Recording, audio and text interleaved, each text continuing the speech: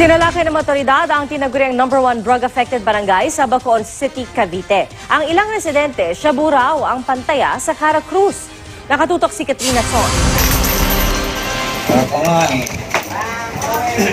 Sa surveillance video ng Bacoor City Police, makikita ang ilang taga-barangay Talabas 7 na nagka-Cara Cruz.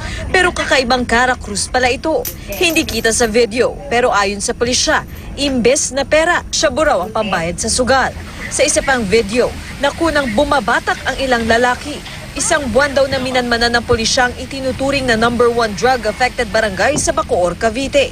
Kaya nang makaipon ng sapat na ebidensya, agad nagkasa ng buy-bust operation. Evangelista Street.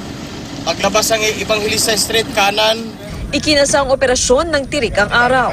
May tricycle, naka-green. Sinuyod ng pinagsamang puwersa ng PIDEA, SWAT at Drug Enforcement Unit ng Bacoor ang mga eskinita. Kanya-kanyang toka ang mga operatiba ng mga susuyuring target.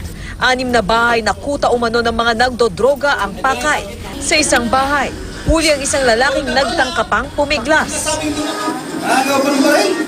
Ang laktaw, di ba? Pangalan, boss? Gary po, sir. Gary, Soriano po. dati ka ng kaso sa drugs? Meron po. Ito si Gary. Nakulong na? Opo. Gano'ng katagal?